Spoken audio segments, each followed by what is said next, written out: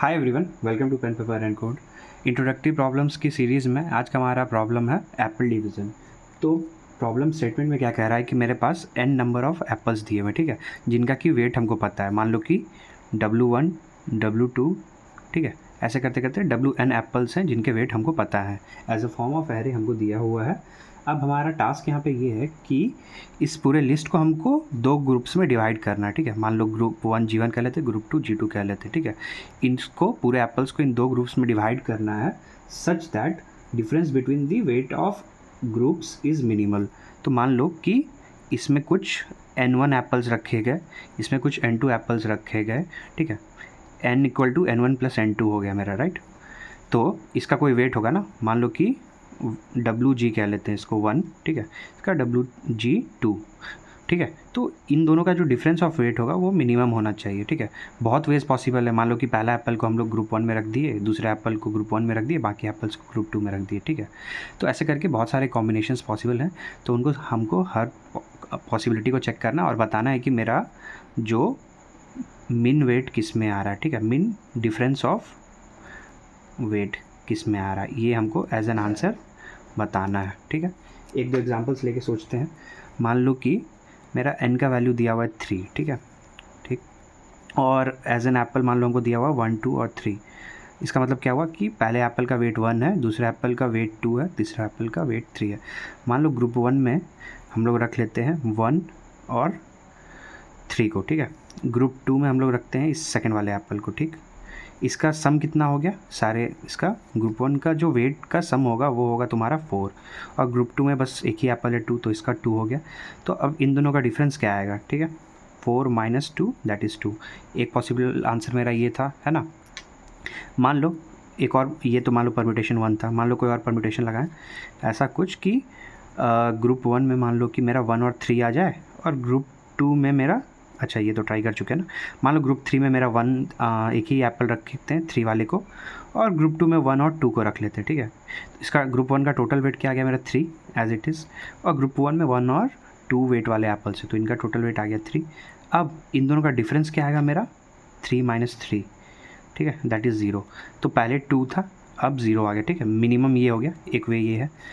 मान लो कोई और परम्यूटेशन अगर लगाते जस्ट इन केस, तो क्या हो सकता था कि मेरा 1 और 3 को मान लो कि ग्रुप 1 में रख लेते, ठीक है। 1 और 3 को ग्रुप 1 में रख लिए। अच्छा ये तो ऑलरेडी ट्राई कर चुके हैं ना, ठीक है। एनीवेज, तो ऐसे करके हम लोग बहुत सारे परम्यूटेशंस ट्राई कर सकते हैं ग्रुप 1 और ग्रुप 2 के लिए, और जिसमें भी मेरा मिनिमम आएगा उसको हम लोग एज एन आंसर जो होगा रिटर्न कर देंगे, ठीक है। तो इस प्रॉब्लम को तुम कैसे सॉल्व कर सकते हो, सबसे बड़ा सवाल ये है, ठीक है। इसमें अगर तुम आइटरेटिव मेथड लगाने जाओगे तो बहुत डिफ़िकल्ट हो जाएगा, और हो सकता है कि पॉसिबल भी ना हो, क्योंकि ये n जो है हर बार वैरी कर रहा है, ठीक है। ये n जो है हर बार वैरी कर रहा है, हमको नहीं पता है कि कैसे लूप चलाना है। तो इन सब केसेस में हम लोग क्या रन करेंगे, तुम्हारा रिकर्शन रन करेंगे, है ना। रिकर्सिवली इस प्रॉब्लम को सॉल्व करेंगे, ठीक है।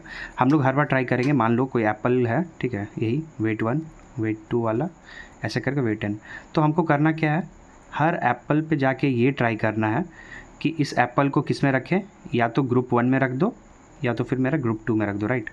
और अल्टीमेटली हम लोग इस पूरे लूप पे जाएंगे जाएंगे जाएंगे, जब एंड पे आ गए, जब कोई और एप्पल्स नहीं बच रहा है मेरा, तब देखेंगे कि मेरा ग्रुप 1 का वेट क्या है, ग्रुप 2 का वेट अभी करंटली क्या चल रहा है, ठीक है। और दोनों का डिफरेंस लेंगे, ठीक है, वेट्स का जो भी डिफरेंस होगा, और उसको चेक करेंगे कि मेरा जो मिनिमम करंट आंसर है क्या ये उससे भी कम है। अगर होगा तो इस मिनिमम आंसर को हम लोग अपडेट कर देंगे इसके साथ में, है ना। Simple as that. बहुत ईजी प्रॉब्लम है। तुमको ये प्रॉब्लम रिकर्शन लिखना सिखाएगा, ठीक है। और रिकर्शन जब तुम सीख जाओगे तो तुम्हारे लिए trees, graphs, DP, dynamic programming जो भी, तो ये सब बहुत इजी हो जाएगा प्रॉब्लम सॉल्व करना, ठीक है। बस रिकर्सिव कोड कैसे लिखना है वो सोचो, ठीक है। कुछ कुछ बेस केसेस होते हैं, वो हम लोग एक बार देखते हैं कि कैसे लिखेंगे, ठीक है। उसके बाद मेन रिकर्शन पे देखेंगे। तो बेस कोड में मान लो अगर मेरा जो ये n है, ठीक है, ये ख़त्म हो जाए, ठीक है, n में अब कोई मेरा वैल्यू ना बचे, ठीक है। तो उस केस में क्या करेंगे, अगर मान लो कि n का वैल्यू 0 लेस दैन 0 हो गया, ठीक है, या फिर ज़ीरो हो जाए, ठीक है। एन यहाँ पे मतलब हम लोग एन को मान लो कि कह रहे हैं कि ये लास्ट वाला वैल्यू, ये n-1 होगा ना अगर n वैल्यूज़ है तो वही कह रहे हैं कि अगर n का वैल्यू लेस देन 0 हो गया, मतलब मेरे पास अब कोई वैल्यूज़ नहीं बचा चेक करने के लिए, तो उस केस में हम लोग क्या रिटर्न कर देंगे तुम्हारा, उस केस में हम लोग रिटर्न कर देंगे जो भी मेरा ग्रुप 1 और ग्रुप 2 का जो भी डिफरेंस है, ठीक है, उसको रिटर्न कर देंगे। मान लो कि यहाँ पे ग्रुप 1 जो है बड़ा है, ठीक है। अदरवाइज़ हम लोग क्या करेंगे, हम लोग हर बार एक वैल्यू जो भी आएगा मेरा वेट वाला, राइट, उसको एक बार ग्रुप 1 में ऐड करो, एक बार ग्रुप 2 में ऐड करो और बेस केस हिट करने के लिए ट्राई करो, ठीक है। सिंपल एज दैट, और कुछ भी नहीं करना है इस पूरे प्रॉब्लम में। अगर समझ में आया तो वीडियो पॉज करो, ठीक है, एक बार खुद से अटेम्प्ट करने की ट्राई करो कि तुम कोड लिख पा रहे हो या नहीं। अगर नहीं लिख पा रहे हो तो नेक्स्ट सेक्शन पे मूव करो, वहाँ पर हम लोग एक्चुअल कोड दिखेंगे कि ये कैसे वर्क करने वाला है, ठीक है। और अगर ठीक से काम कर गया तो वेल एंड गुड, एक बार देख के खुद से ट्राई ज़रूर करना। चलो, ये मेरा एक टेम्पलेट कोड पहले से लिखा हुआ है, ठीक है। तो एक्चुअल जो मेन फंक्शन होगा उसको कंप्लीट करते हैं। तो मेन में क्या होगा, सबसे पहले हम लोग क्या करते हैं कि अपना इनपुट ले लेते हैं, ठीक है।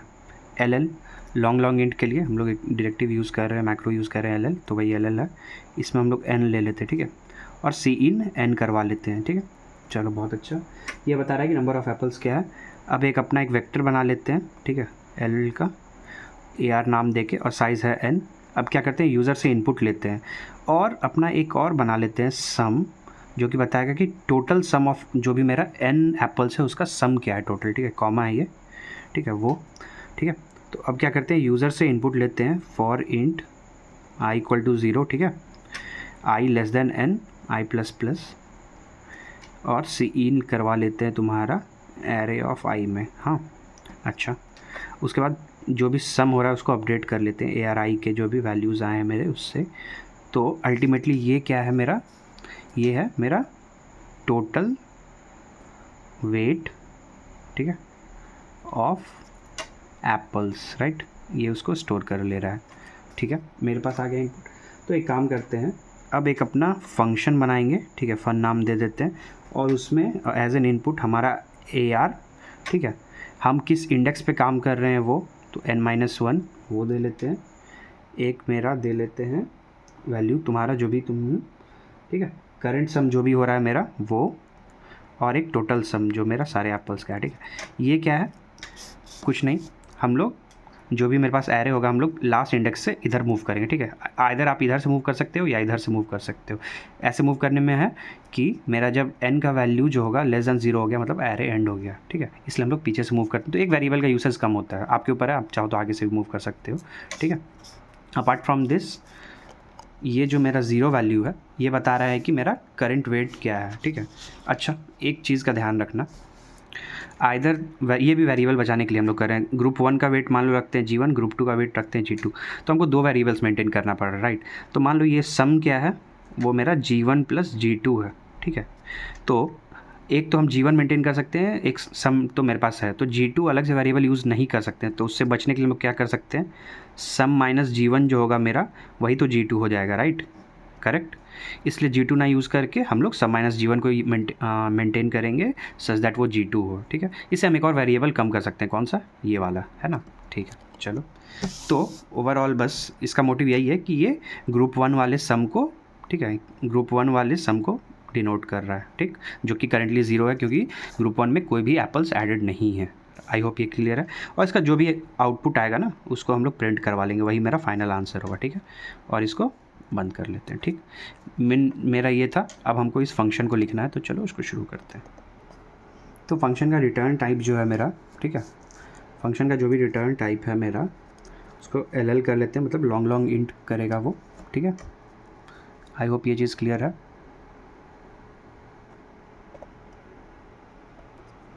फंक्शन का नाम हो गया फन, ठीक है। मेरा पहला पैरामीटर क्या था, वो एरे था, राइट। तो वेक्टर LL एम्परसेंट AR दे लो। नेक्स्ट मेरा वेरिएबल क्या है, LL, एक n दे लेते हैं जो कि मेरा बता रहा है करंट कौन सा इंडेक्स हम लोग यूज़ कर रहे हैं, ठीक है। उसके बाद LL एक सम हो गया मेरा जो कि अंडरस्कोर G1 कर लो कि G1 को डिनोट कर रहा है, ठीक है। और एक है मेरा एम्परसेंट टोटल सम, ठीक है, टोटल सम है। अच्छा, ये हो गया मेरा फंक्शन रेडी।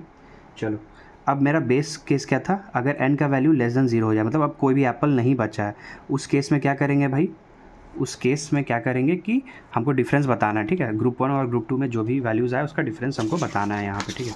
वो क्या होगा, वो होगा तुम्हारा G1 माइनस G2, ठीक है। तो G1 का वैल्यू तो एज इट इज़ G1 है, और G2 जो है मेरा G2 क्या है, सम माइनस G1 है, ठीक है।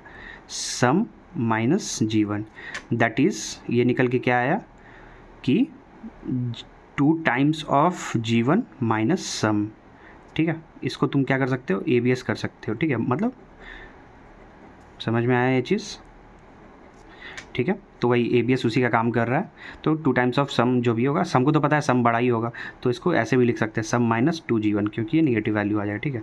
तो ये जो होगा मेरा ये डिफरेंस होगा, ठीक है। तो उसको बस यहीं पे बस हम लोग लिख लेते हैं कि हम रिटर्न कर देंगे, अगर एक भी एप्पल नहीं है बचा मेरे पास डिवाइड करने के लिए, तो रिटर्न ABS, ठीक है, मेरा किसके ऊपर, तो मेरा जो भी टोटल सम है ना, minus 2 times of sum underscore G1, ठीक है। चलो ये हो गया, ये मेरा बेस केस हो गया, बेस केस कंप्लीट है। उसके बाद क्या लिखते हैं हम लोग, उसके बाद हम अब कभी भी जब तुम कोड कर रहे हो, ठीक है, किसी भी इंडेक्स के लिए, तो एक पर्टिकुलर एप्पल के लिए क्या केस है, या तो हम उसको पहले वाले ग्रुप में डालें या उसको दूसरे वाले ग्रुप में डालें, तो उसके लिए हमको रिकर्सिव कोड लिखना होगा, राइट। तो एक केस क्या हो सकता है मेरा, फन, ठीक है, AR n को n-1, ठीक है, नेक्स्ट इंडेक्स के लिए काम कर रहे हैं, करंट इंडेक्स मेरा n है, तो मेरा जो सम चल रहा है अभी, सम 1 जो भी है G1 के लिए, तो उसमें क्या करो तुम, करंट वाले वैल्यू को ऐड करो, मतलब AR of n plus sum of G1, right. ये और मेरा टोटल सम, एक तो मेरा ये हो सकता था, ठीक है। और एक दूसरा केस में क्या होगा कि हम लोग सेकेंड ग्रुप में ऐड करें ना, उसके लिए फिर इंडेक्स अपडेट करो नेक्स्ट वाले के लिए। इसमें क्या करना है मेरा कि हम लोग इसमें ऐड ही ना करें, मतलब कि सम एज इट इज़ G1 पास करें। इसका मतलब क्या था कि वो दूसरे वाले ग्रुप में ऐड हो गया, राइट, और टोटल सम, ठीक है। ये दो केसेस, दो तरह के मेरे पॉसिबल केसेस हैं, ठीक है।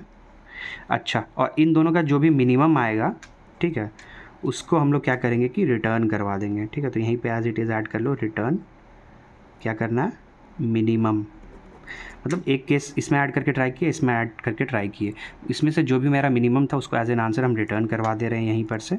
नहीं तो दो वैल्यूज़ हम लोग ले सकते थे और उनको कंपेयर करते मिनिमम के थ्रू, और जो भी मिनिमम आता उसको रिटर्न करवाते, कुछ नहीं। नंबर ऑफ़ कोड्स का जो लाइन है मेरा, उसको हम लोग रिड्यूस कर रहे हैं यहाँ पे, ठीक है। ये बात की चीज़ है, चाहो तो ट्राई कर सकते हो। बस कोड मेरा बहुत सिंपल था, राइट, इतना ही था। या तो हम पहले वाले में ऐड कर रहे हैं, पहले ग्रुप में, या तो हम ग्रुप 1 में ऐड नहीं किए ना, तो देखो सम G1 एज इट इज़ पास कर रहे हैं, मतलब क्या हुआ कि सेकेंड ग्रुप में वो ऑलरेडी ऐड हो चुका है, ठीक है। आई होप ये चीज़ क्लियर होगा। तो यहाँ पे मेरा आया, इस तरीके से हम लोग हर बार हर एक वैल्यूज़ के लिए ट्राई कर रहे हैं, राइट, हर एक वैल्यूज़ पे ट्राई कर रहे हैं, और अल्टीमेटली हम लोग जो भी मिनिमम होगा उसको हम लोग रिटर्न करवा देंगे। आई होप ये चीज़ क्लियर है। चलो, तो कोड बस इतना सही था, और जो भी आंसर होगा मेरा यहाँ पे आ जाएगा वो, ठीक है। अच्छा, तो कोड की कॉम्प्लेक्सिटी देखते हैं, ठीक है। मेरा इस कोड का टाइम कॉम्प्लेक्सिटी क्या निकल के आएगा, और मेरा स्पेस कॉम्प्लेक्सिटी क्या निकल के आएगी, ठीक है।